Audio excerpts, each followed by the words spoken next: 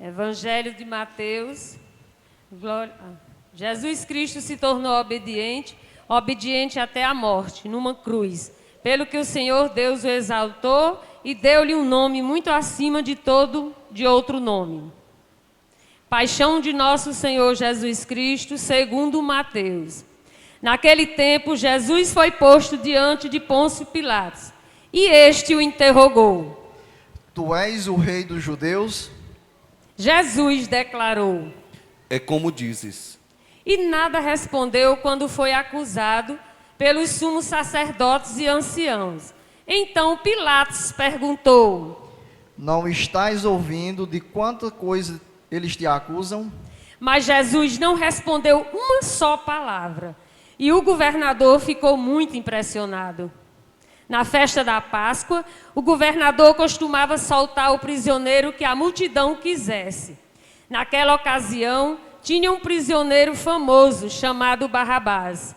Então, Pilatos perguntou à multidão reunida: Quem vós quereis que eu solte, Barrabás ou Jesus, a quem chamam de Cristo? Pilatos bem sabia que eles haviam entregado Jesus por inveja. Enquanto Pilatos estava sentado no tribunal, sua mulher mandou dizer a ele: Não te envolvas com esse justo, porque esta noite, em sonho, sofri muito por causa dele. Porém, os sumos sacerdotes e os anciãos convenceram as multidões para que pedissem Barrabás e que fizessem Jesus morrer.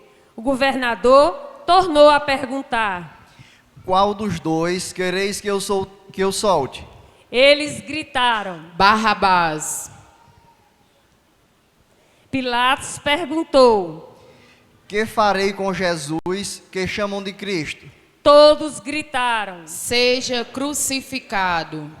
Pilatos falou: Mas que mal ele fez?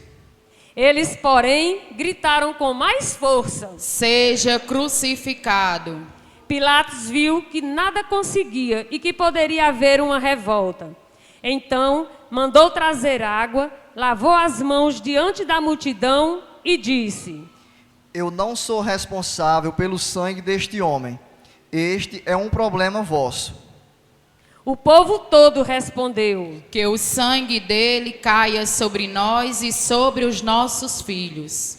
Então, Pilatos soltou Barrabás, mandou flagelar Jesus e entregou-o para ser crucificado. Em seguida, os soldados de Pilatos levaram Jesus ao palácio do governador e reuniram toda a tropa em volta dele. Tiraram sua roupa e o vestiram com um manto vermelho. Depois, teceram uma coroa de espinhos, puseram a coroa em sua cabeça e uma vara em sua mão direita. Então se ajoelharam diante de Jesus e zombaram, dizendo: Salve, Rei dos Judeus! Cuspiram nele e, pegando uma vara, bateram na sua cabeça. Depois de zombar dele, tiraram-lhe o manto vermelho e de novo o vestiram com suas próprias roupas. Daí o levaram para crucificar. Quando saíam, encontraram um homem chamado Simão, da cidade de Cirene, e o obrigaram a carregar a cruz de Jesus. E chegaram a um lugar chamado Gólgota, que quer dizer lugar da caveira. Ali deram vinho misturado com fel para Jesus beber. Ele provou, mas não quis beber. Depois de o crucificarem, fizeram um sorteio, repartindo entre si suas vestes. E ficaram ali sentados, montando guarda. Acima da cabeça de Jesus, puseram o motivo da sua condenação. Este é Jesus, o Rei dos Judeus. Com ele também crucificaram 2 ladrões, um à direita e outro à esquerda de Jesus. As pessoas que passavam por ali o insultavam, balançando a cabeça e dizendo: Tu que ias destruir o templo e construí-lo de novo em 3 dias, salva-te a ti mesmo. Se és o Filho de Deus, desce da cruz. Do mesmo modo, os sumos sacerdotes, junto com os mestres da lei e os anciãos, também zombavam de Jesus. A outro salvou, a si mesmo não pode salvar. É Rei de Israel. Desça agora da cruz e acreditaremos nele. Confiou em Deus, que o livre agora, se é que Deus o ama, já que ele disse: eu sou o Filho de Deus. Do mesmo modo, também os 2 ladrões que foram crucificados com Jesus o insultavam.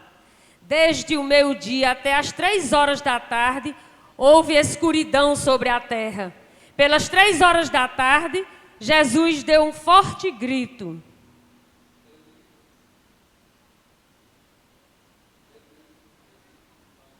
Sabactani. Eli, Eli, lama sabactani. Que quer dizer: meu Deus, por que me abandonaste? Alguns dos que ali estavam ouvindo disseram: ele está chamando Elias. E logo um deles, correndo, pegou uma esponja, ensopou-a em vinagre, colocou-a na ponta de uma vara e lhe deu para beber. Outros, porém, disseram: deixa, vamos ver se Elias vem salvá-lo. Então Jesus deu outra vez um forte grito e entregou o Espírito.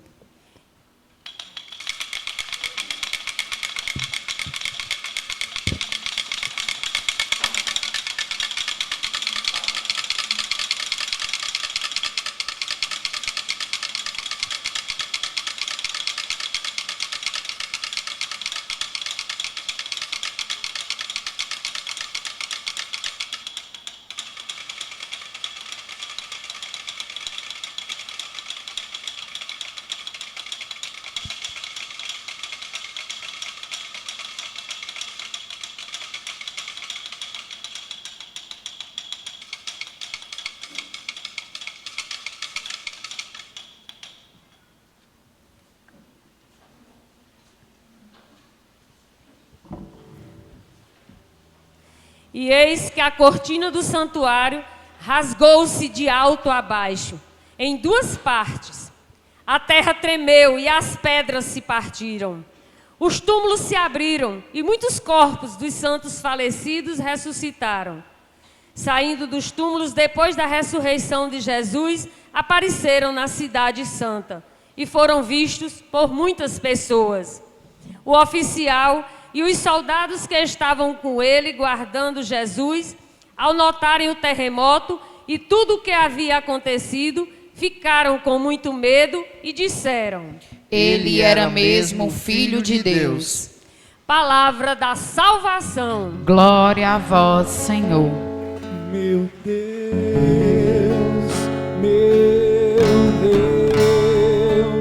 por que me abandonastes? Por que me abandonastes? Meu Deus, por que me abandonastes? Por que me abandonastes? Canta mais uma vez. Meu Deus, por que me abandonastes? Por que me abandonastes? Queridos irmãos e irmãs, iniciamos hoje essa semana que todo ano a gente renova a nossa fé, uma semana profunda de nós olharmos para a nossa caminhada, de nós olharmos para a nossa história, da nossa relação com Deus. Semana Santa nada mais é do que um tempo que a igreja nos convida para nós olharmos para dentro de nós, percebermos os nossos enganos, configurar os nossos sofrimentos, porque todos nós sofremos, todos nós carregamos fardos pesados, todos nós participamos de momentos de angústia, de momentos de dor. E esta semana nós somos convidados a configurar toda a nossa dor, todo o nosso sofrimento, toda a nossa angústia, todo o nosso padecer, na figura de Jesus. A própria liturgia da Semana Santa ela é uma semana, uma liturgia que nos torna vulneráveis, fracos, emocionante, porque mexe com a existência humana e com a capacidade que o ser humano tem de ser ingrato. O ápice dessa liturgia, dos sofrimentos humanos, passa pela ingratidão. A ingratidão. Jesus incompreendido, Jesus desrespeitado pelos seus, ele sofre acima de tudo a ingratidão, inclusive dos que eram seus.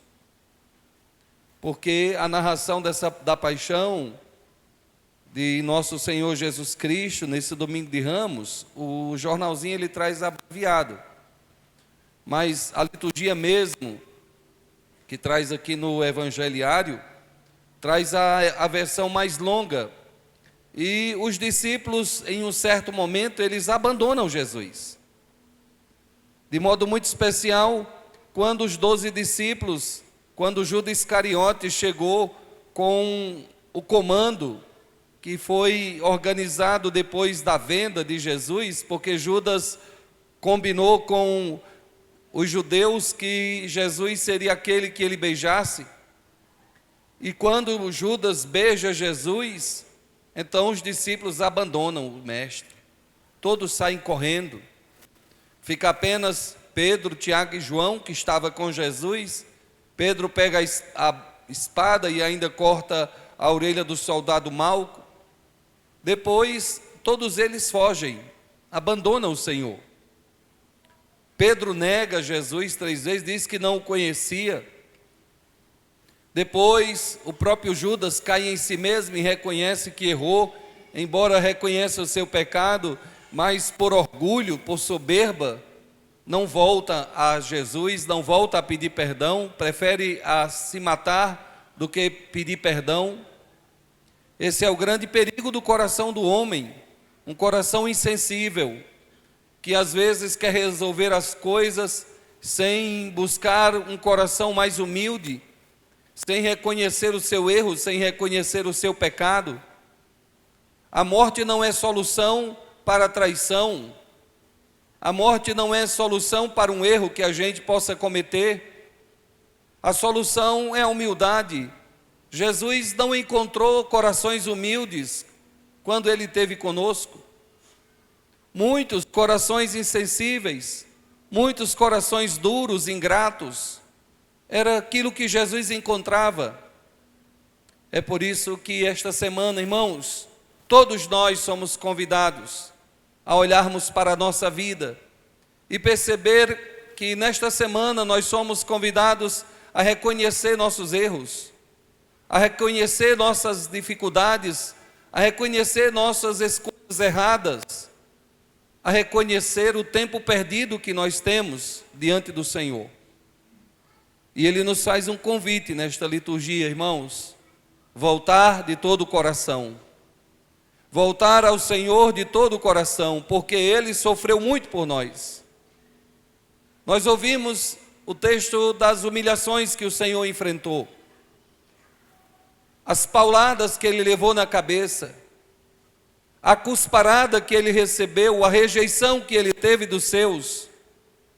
Eram os seus irmãos na fé, eram os seus irmãos da igreja, eram os seus irmãos da comunidade judaica que não o acolheram. Irmãos, hoje Jesus também está no meio de nós. Não é apenas uma figura, não é apenas algo que nós não vemos.